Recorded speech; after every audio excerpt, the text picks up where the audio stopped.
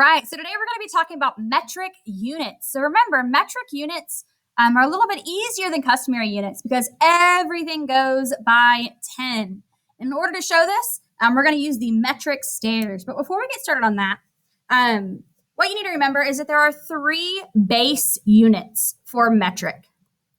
3 bases. We're going to call them base units or simply units. They are grams for weight, liters for volume, and meters for length. So whenever we talk about the base unit or just the unit, we're talking about grams, liters, or meters. So if we say decimeters, it could be decimeters, deciliters, or decigrams. So the actual unit doesn't matter when we're figuring out our stairs. This will come into play later when you're doing weight, volume, or length.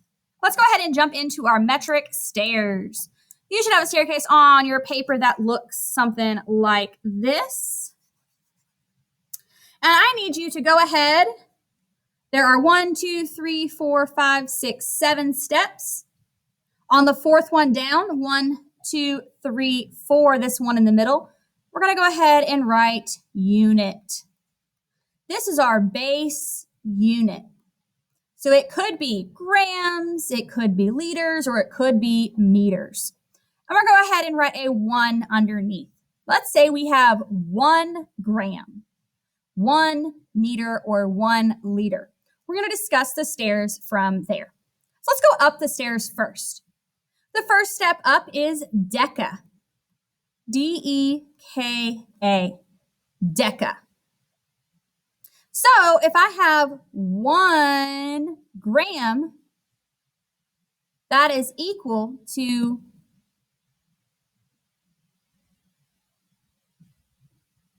not equal to it. Deca means 10. Deca means 10. So whenever we're talking about deca, we have a 10. We're going up another one. We've got hecto. And hecto means 100. And finally, we've got kilo. And kilo means 1,000.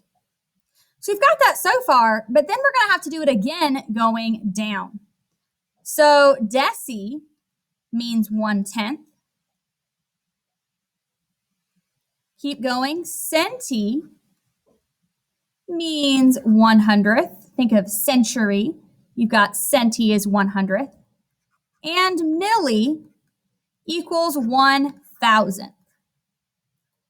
So I know this looks a little weird now, but it's going to start making a lot more sense here in just a second when we start practicing with it.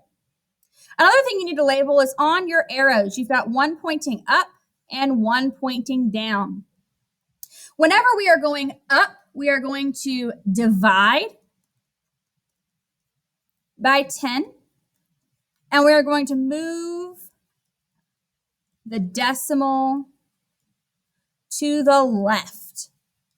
Whenever you divide a number by 10, you're going to move that decimal to the left. For example, let's say I have 90 divided by 10. That would be 9 because I'm going to move that decimal 1 to the left. The same if I had 90 divided by 100, move that decimal 1, 2 to the left because there's 2 zeros there. That would give me 9/10.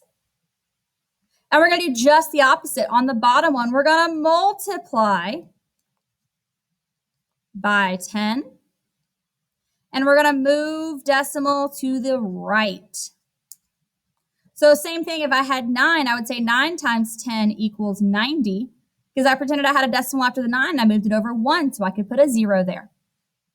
So these are your main notes, your metric stairs.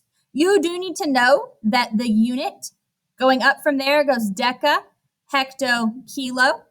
And going down from the unit goes deci, centi, milli. But the most important part is being able to put it into practice. So let's go ahead and do some practice problems. I'm going to move this up so we can see both things at once. All right, so what we're going to do first is fill in our chart here. It's going to look a little bit opposite. I probably should have drawn your things backwards, but 1 unit up from unit. We're going up. Remember, up for us is, I want to go right or left here. up for us needs to be to the right, because generally when you see it on paper, it's going to be to the right. Actually, your paper has it to the left, so let's do it to the left. So 1 up from unit is going to be deca. 1 up from deca is going to be hecto. Then we've got kilo. 1 down from unit is deci. Then centi. Then milli. So let's look at this. If I've got 1 unit and I want to go 1 step up on my stairs, I'm going to divide by 10 or move the decimal to the left.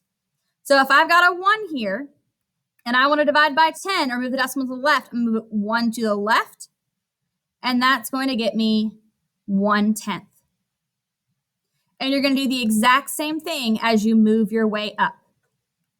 If I'm at deca and I want to step 1 to the left or step 1 up step, I'll move it to the left 1 more time. That's going to get me 1/100th. And if I move my decimal another to the left, that's going to get me 1,000. So this looks a little bit backwards in your chart. It's important to remember that the way the chart works is, if we go back up to our chart here, 1,000 grams equals 1 kilo. 100 hectograms would equal 100 grams would equal 1 hectogram. 10 grams would equal 1 decagram. So if I have 1 unit, as it goes down, we're dividing. So for example, let's say we had gone the other way and this was 1,000 grams. I'm going to divide by 10 as I go up. So I'm going to have 100 decagrams, 10 hectograms, and 1 kilogram.